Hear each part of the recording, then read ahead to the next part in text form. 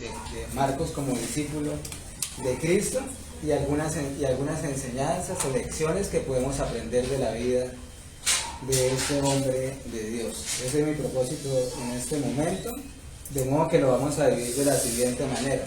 ¿Cuál es el testimonio que da las Sagradas Escrituras acerca de Marcos? ¿Cuál es el testimonio que da la historia de la iglesia acerca de Marcos? Y al final daremos algunas aplicaciones prácticas en cuanto a aprender, en cuanto a la vida de este hombre de Dios. Entonces, en cuanto al testimonio de las Sagradas Escrituras, ¿qué dice la Biblia acerca de Marcos? ¿Habla en abundancia? ¿Habla poco? Vamos a ver cada uno de los textos en la Escritura que nos nombra a Marcos y vamos a ir poco a poco extrayendo algunas enseñanzas o qué podemos aprender de la vida de este hombre de Dios. Para comenzar, todos sabemos que el Evangelio de Marcos es el segundo de los 4 evangelios y es el más corto de ellos. El tema principal del Evangelio de Marcos, como ustedes lo han podido notar en el estudio expositivo que llevan, es el Evangelio del poderoso siervo. Es decir, cada uno de los 4 evangelios busca resaltar distintos aspectos de la vida del ministerio de nuestro Señor Jesucristo. En el caso de Marcos, se caracteriza por resaltar a Cristo como siervo, ¿sí? en su servicio. El Evangelio del poderoso siervo. También es necesario tener en cuenta que Marcos no era parte de los 12. Él no era de los 12 apóstoles, sino que vino a ser un seguidor, un discípulo de Cristo más adelante. Pero él no era de los 12. Vamos al libro de Hechos de los Apóstoles. Vayamos todos en nuestras Biblias a Hechos capítulo 12, que es el primer pasaje donde nos habla de Marcos. Hechos 12. Bueno, desde el versículo 11. Entonces Pedro, volviendo en sí, dijo: ahora entiendo verdaderamente que el Señor ha enviado a su ángel y me ha librado de la mano de Herodes y de todo lo que el pueblo de los judíos esperaba. Y habiendo considerado esto, llegó a casa de María, la madre de Juan, el cual tenía por sobrenombre Marcos, donde muchos estaban reunidos orando. Allí es el primer pasaje donde se nos menciona a Marcos. Antes de analizar un poco este versículo, deseo dar un poco el contexto en el cual se estaba presentando lo que leímos a continuación. Acá Lucas, que es el autor del libro de Hechos, nos viene contando en la historia de Hechos que en una región, que era la región de Antioquía, empezó a formarse una iglesia local cuando se desató la persecución a causa de Esteban. ¿Recuerdan la muerte de Esteban? Ese día se desató una gran persecución en la iglesia de Jerusalén y muchos hermanos fueron dispersos por muchos territorios. Algunos llegaron a Samaria, por ejemplo, allí predicaron el evangelio en Samaria, creyeron, y cuando los apóstoles vieron que en Samaria habían creído la palabra del Señor, enviaron a Pedro y a Juan para validar lo que estaba sucediendo en medio de ellos. Lo mismo sucedió con esta región de Antioquía. Llegaron creyentes allí a causa de la persecución, compartieron el evangelio y también hombres y mujeres de esta región creyeron. De hecho, la escritura nos dice que fue allí el primer lugar donde se le empezó a llamar como cristianos, a los creyentes. Y así como sucedió en Samaria, en Antioquía los apóstoles enviaron también sus delegados para confirmar qué estaba sucediendo en medio de este pueblo, y enviaron a quienes, a Bernabé y a Saulo, para validar esto. ¿Por qué? Recordemos que en ese momento fue difícil para los creyentes de nacionalidad judía comprender o aceptar que Dios le estaba dando fe y arrepentimiento a los gentiles también, de modo que ellos querían cerciorarse, como ellos también lo manifestaron en alguna oportunidad, de manera que a los gentiles también Dios ha dado arrepentimiento para vida. Entonces, este es el contexto. ¿Y por qué es importante? Porque Pedro fue encarcelado por mano de Herodes, quien acababa de ejecutar o de matar a Jacobo, y manda encarcelar a Pedro. El relato nos cuenta que el Pedro, una vez más, es liberado de la cárcel de una manera milagrosa por el ángel del Señor, y ahí es donde poco a poco empezamos a entrar con nuestro tema y con nuestro personaje. Pedro, habiendo sido liberado de prisión milagrosamente, se dirige a casa de ¿quién? A casa de María, la madre de Marcos, donde muchos estaban reunidos orando. De modo que, ¿qué tenemos hasta ahora, hermanos? ¿Cómo se llamaba la madre de Marcos? María. Y tenemos por ese texto que la iglesia local en Jerusalén se reunía en casa de Marcos y de su mamá María. Allí se congregaba la iglesia, y ese fue el primer lugar a donde Pedro se dirige después de haber sido liberado de prisión, lo que nos muestra también que era una familia de creyentes que gozaba de confianza por parte de la comunidad de cristianos y del mismo apóstol Pedro. Vamos a continuar con nuestra historia, o con lo que nos cuenta el libro de Hechos. Luego, los ancianos de Antioquía envían a Saulo y a Bernabé con donativos para Jerusalén, porque había necesidad. Pablo y Bernabé se dirigen a Jerusalén para enviar ofrendas a la iglesia que se reúne en Jerusalén, y allí es donde ellos conocen a Marcos. Es decir, Pablo y Bernabé conocen por primera vez a Marcos en Jerusalén y en la casa donde se reúnen, la iglesia de Jerusalén, en la casa de María. Allí Pablo y Bernabé conocen a este joven llamado Juan Marcos, del cual hemos estado aprendiendo también en el Evangelio de Marcos. Vamos a continuar.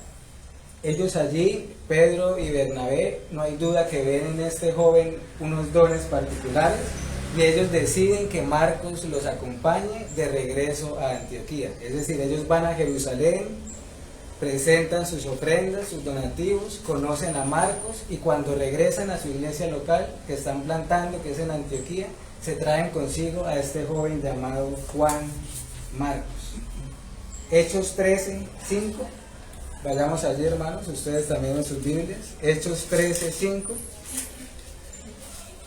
nos dice: y llegados a Salamina, anunciaron la palabra de Dios en la sinagoga de los judíos, y tenían también a Juan de ayudante. Ahí a Juan hace referencia a Juan Marcos, no a Juan el apóstol, sino a Juan Marcos. ¿Qué sucedió acá también en este contexto, hermanos? Aquí estamos en el momento donde Pablo y Bernabé son enviados por el Espíritu Santo a su primer viaje misionero. La iglesia local en Antioquía los envía también por mandato del Señor, y acá ellos inician su primer viaje misionero, Pablo y Bernabé, y deciden nuevamente llevar consigo a este hombre llamado Juan Marcos como ayudante. Recordemos que ellos ya lo conocían de tiempo atrás desde Jerusalén, por eso mismo decidieron llevarlo a Antioquía. Pero ahora veamos Hechos 13:13. Ahí el mismo capítulo, Hechos 13:13.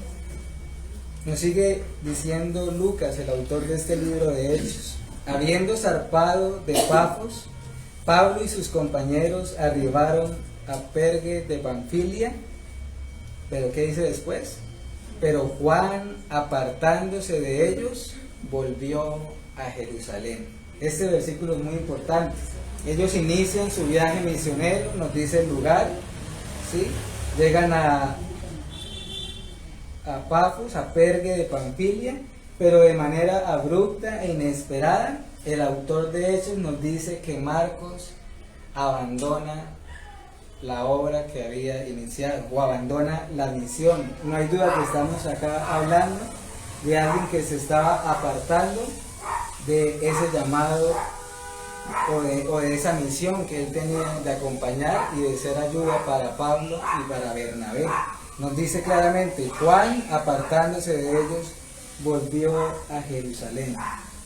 Lucas no nos cuenta en detalle qué pudo haber motivado a Marcos para haber hecho eso, pero hay indicios de que acá estamos hablando de algo pecaminoso en Marcos, ¿sí? Porque él estaba abandonando la causa que había emprendido junto a Pablo y Bernabé, y muchas cosas pudieron haber pasado por la mente de este joven. Quizás él se dejó llevar por el momento, por la emoción del servicio, del viaje, pero él pronto se daría cuenta de las dificultades que traería su viaje. Si ustedes leen con atención después en sus casas, con más calma, todo el contexto de ese primer viaje misionero, cómo les tocó navegar, era a distancia, empezaron a tener oposición por todos lados, de modo que todo esto probablemente causó temor en nuestro personaje Marcos, temor a lo que se avecinaba, porque en efecto vendría persecución a los lugares donde seguiría Pablo y Bernabé.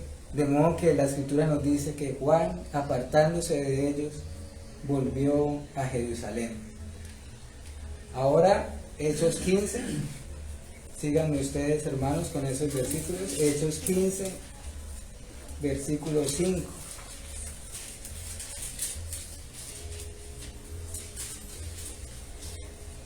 Perdón, Hechos 13. Hechos 13, 5.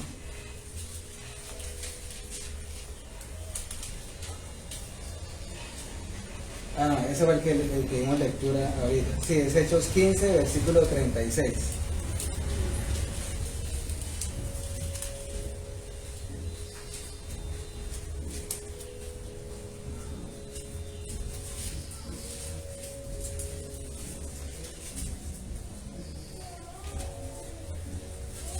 Dame un segundo que me perdí acá.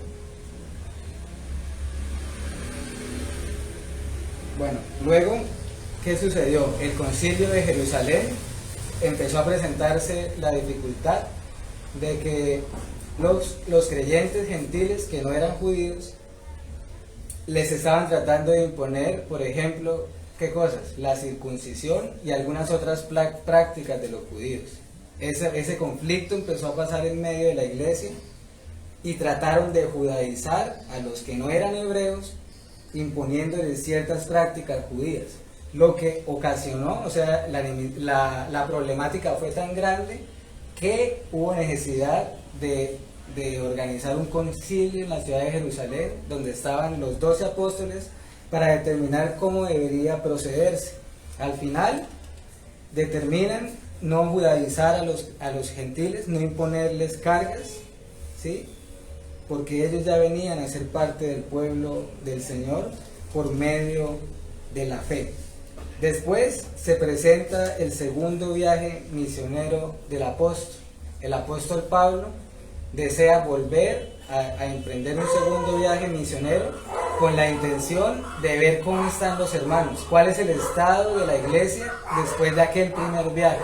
Él decide ver cuál es el estado de ellos. Pero entonces, ¿qué sucede?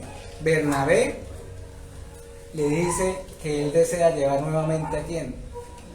A Marcos.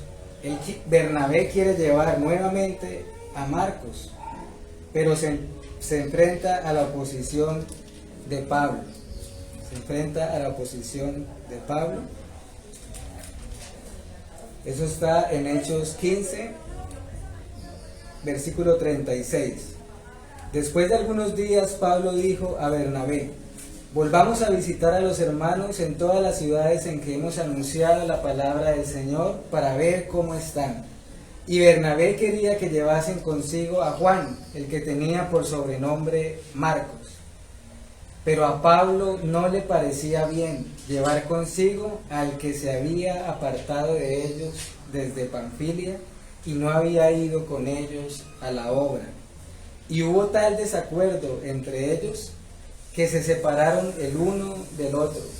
Bernabé, tomando a Marcos, navegó a Chipre, y Pablo, escogiendo a Silas, salió encomendado por los hermanos a la gracia del Señor, y pasó por Siria y Cilicia, confirmando a las iglesias. acá, hermanos, la escritura nos dice también algo importante. Bernabé quería llevar nuevamente a Marcos a este segundo viaje, pero Pablo se opone radicalmente.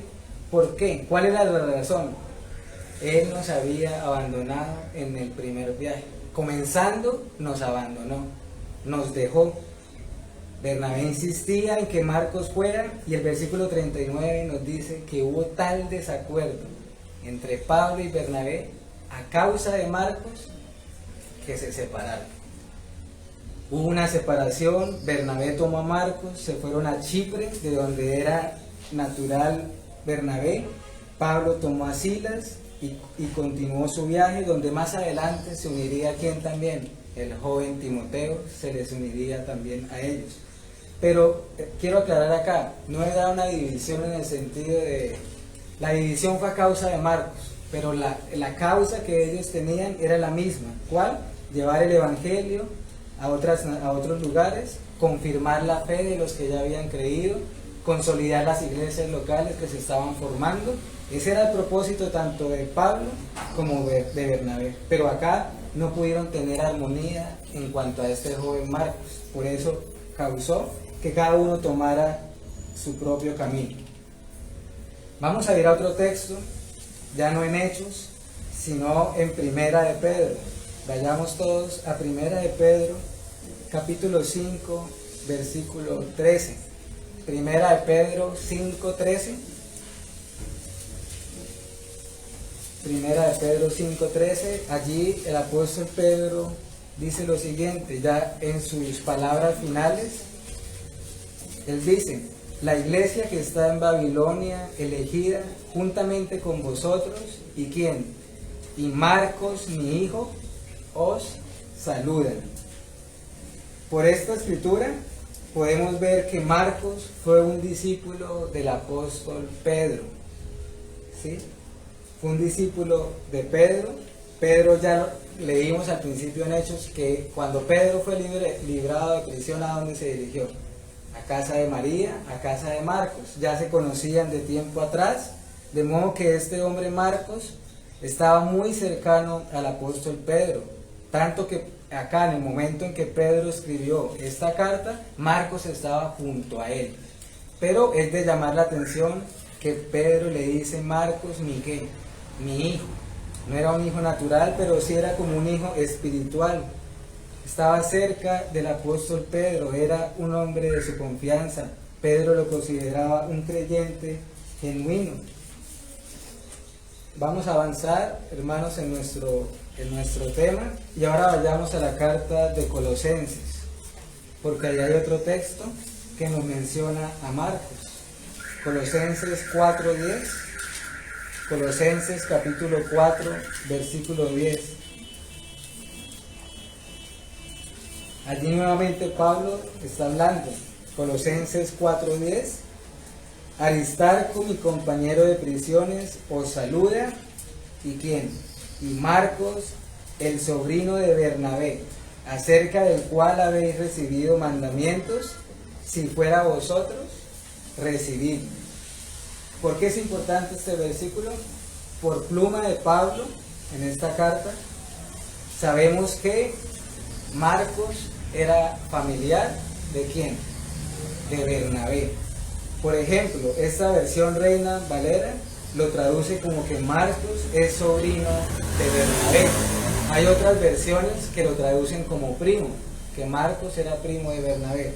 Pero independientemente si eran sobrinos o primos, lo importante acá es que indudablemente eran ¿qué? Eran familia. Eran familia Bernabé y este joven Marcos. De modo que Pablo acá nos revela ese dato importante, pero más que eso también fijémonos en estas palabras, acerca del cual habéis recibido mandamientos, si fuera vosotros, recibidlo. Es decir, Pablo se dirige a los creyentes de Colosas y les dicen: si Marcos los visita, hagan que él se sienta como que, como bienvenido. Si él fuera vosotros, recíbanle. Les da instrucciones Pablo a esta iglesia local. Hay otro texto más que está en Filemón. Vamos a leer esa cita también. Filemón, versículo 1:24.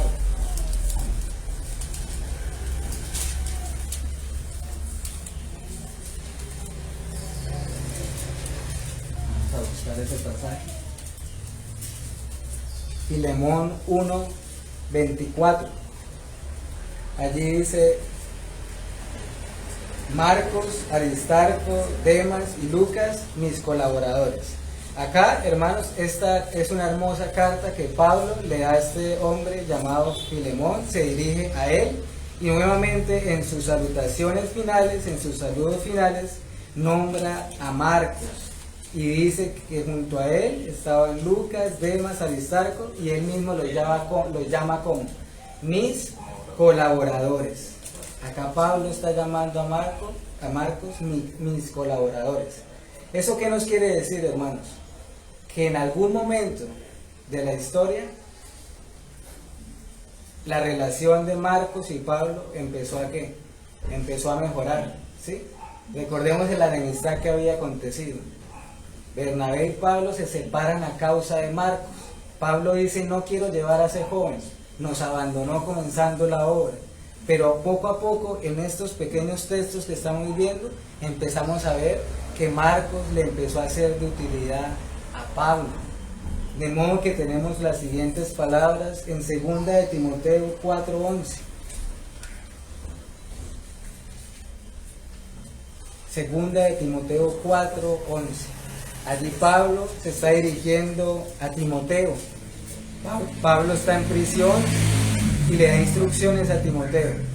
¿Y saben qué dice, hermanos? Dice 4:11: solo Lucas está conmigo. Bueno, voy a leer desde el 9, desde el versículo 9. 2 de Timoteo 4:9. Procura venir pronto a verme, porque Demas me ha desamparado, amando este mundo, y se ha ido a Tesalónica. Crescente fue a Galacia y Tito a Dalmacia. Solo Lucas está conmigo. Toma ¿a quién? A Marcos y tráele contigo, porque me es útil para el ministerio. Estas palabras, hermanos, realmente son asombrosas teniendo el contexto del cual estamos hablando. Pablo se dirige a Timoteo y le dice: Timoteo, cuando vengas a visitarme, por favor trae contigo a Marcos, porque él me es útil para el ministerio. Por esto sabemos que Marcos, en sus viajes al principio, no solamente, aunque su principal función era ser un ayudante y cosas de logística, no hay duda que no se limitaba solamente a esto. Era alguien que realmente era útil para la causa del Señor. No voy a leer este otro texto, pero ustedes lo vimos todos cuando hicimos el culto unido también. En Marcos 14, 51, 52, algunos dicen que Marcos era aquel joven que estaba la noche en que el Señor fue entregado y que estaba con sábanas y que huyó. Muchos dicen también que este joven era Marcos en ese momento. Bien, hermanos, entonces acá leímos varios textos donde se nos nombra y se nos menciona y se nos dan algunas características acerca de Marcos. Ese es el testimonio que tienen las escrituras en cuanto a Marcos. Quizás no son muchos textos, son más bien pocos datos, pero creo que son suficientes para darnos una idea y para sacar algunas lecciones prácticas. Y antes de ello, quisiera dar el testimonio de la historia de la iglesia, que solo son 2 puntos. Como les mencionaba anteriormente, Marcos fue el intérprete más cercano y privado del apóstol Pedro. Esto lo nombró Eusebio de Cesarea, que fue un historiador del primer siglo de la iglesia cristiana, de los primeros siglos del cristianismo. Él cuenta, viviendo en esa época, cómo Marcos fue intérprete de Pedro, lo que nos lleva también a la conclusión de que aunque Marcos no fue un apóstol de Jesús, uno de los 12, todo lo que conocemos o el evangelio de Marcos como tal vino de lo que Marcos oyó de Pedro. Todo el Evangelio de Marcos, que ustedes, hermanos, han estado estudiando con el pastor Noel, viene de lo que Marcos aprendió de manera personal con Pedro. Todo se lo comunicó Pedro, y Marcos, por supuesto inspirado por el Espíritu Santo, escribió el Evangelio de Marcos. También por la historia de la iglesia sabemos que este hombre Marcos, al final de su vida, llevó el Evangelio bajo la persecución de Nerón hasta Egipto, y allí encontró su muerte, o más bien allí selló su testimonio con el martirio, pues se nos cuenta la historia que Marcos murió como mártir en la ciudad de Alejandría, en Egipto, atado al cuello y arrastrado por las calles de Alejandría. Ese es el testimonio que conocemos de la historia de la iglesia en cuanto a los últimos días de Marcos. Ahora sí, en los minutos que tenemos, quisiera dar algunas aplicaciones prácticas, hermanos. ¿Qué podemos aprender de Marcos? Porque mi propósito acá no es solamente que tengamos datos históricos. Por supuesto que es importante, está en la escritura, pero de nada nos lleva si no llega a nuestros corazones, de nada nos sirve. De modo que, primera lección, podemos aprender en Marcos humildad y mansedumbre. ¿Por qué, hermanos? Marcos, según lo que vimos, no tuvo problema en no figurar. Marcos no tenía problema en estar bajo la sombra y el liderazgo de hombres como Pedro, Pablo y Bernabé. No tenía problemas en ser su ayudante. En su evangelio, por ejemplo, nunca se menciona a sí mismo, no se nombra a sí mismo. Lo que quiero comunicar es que Marcos no tenía problema alguno de pasar desapercibido. Y eso nos lleva a preguntarnos, hermanos, ¿cuál es nuestra motivación cuando servimos al Señor?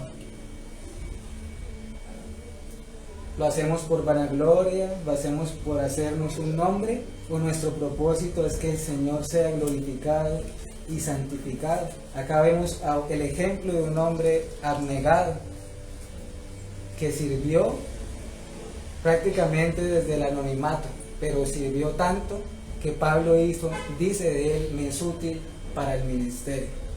Segunda lección, no hay duda, el servicio.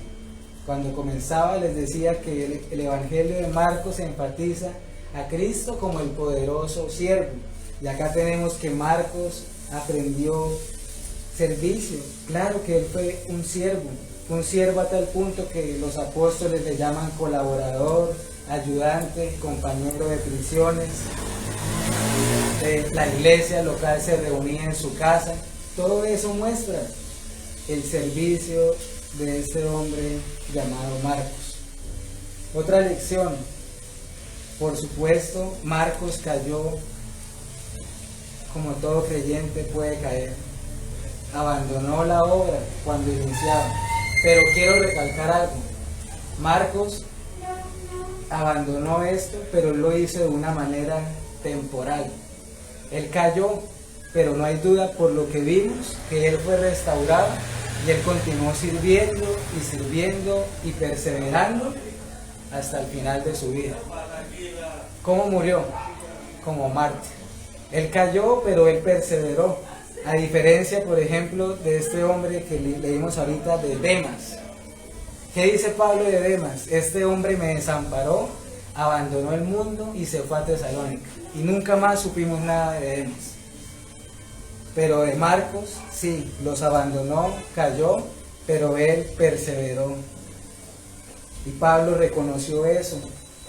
Pablo identificó el arrepentimiento en Marcos, vio que este joven había madurado y ahora le llaman es útil para el ministerio. De modo que ahora Pablo no se avergüenza de llamarlo un consiervo suyo, un compañero de prisiones, compañero de milicia, y entre ellos estaba Marcos. También, hermanos, otra aplicación es un llamado al servicio a cada uno de nosotros, que no nos cansemos de servir a la causa del Señor, que no nos cansemos de servir a la causa de Cristo, del avance del reino. Dios ve nuestro servicio, aunque nadie más lo vea, aunque pase desapercibido, aunque no se valore en público, Dios lo ve y lo valora. Es un llamado a que cada uno de nosotros, si profesamos la fe, sirvamos, hermanos, cada uno desde sus roles, en el hogar, o en sus trabajos, o en cada una de las iglesias, con los dones recibidos. La Escritura nos llama a servir, la Escritura nos llama a cada cristiano a ser un buen administrador de los dones que ha recibido, y que quiera Dios que al final de cada uno de ustedes y de nosotros se nos diga: ven, buen siervo, fiel, porque en lo poco fuiste fiel y en lo mucho te pondré. Que se nos llame siervos, hermanos. Les pregunto, si Cristo se hizo siervo, ¿no lo haremos nosotros también? ¿Acaso el discípulo es mayor que su maestro? De ninguna manera. Y quiero terminar, hermanos, con lo siguiente: imitemos a todo aquel que imita a Cristo. Pablo dijo: imítenme a mí como yo imito a Cristo. Y en la Escritura tenemos, como dicen Hebreos, una gran nube de testigos, de hombres y mujeres, abnegados, creyentes, que el cual la Biblia dice que de ellos el mundo no era digno, que imitaron a Cristo, que siguieron sus pisadas, lo miraron, lo imitaron y siguieron sus pisadas. Y en esta mañana vimos una vida, un hombre que imitó a Cristo. Quiero finalizar leyendo Mateo 20, 28, porque es el resumen de la enseñanza en esta mañana. Mateo 20, 28.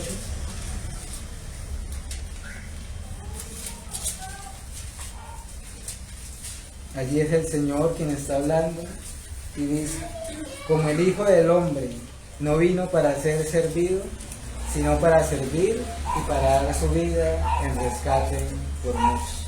Hermanos, así se resume, por ejemplo, el Evangelio de Marcos, en el servicio de nuestro Señor Jesucristo. No vine a ser servido, vine a servir y a dar mi vida en rescate por muchos. De modo que en este texto, hermanos, encontramos un gran resumen de lo que vimos en estos minutos. De modo que vamos a orar, hermanos, y pasamos al tiempo de receso.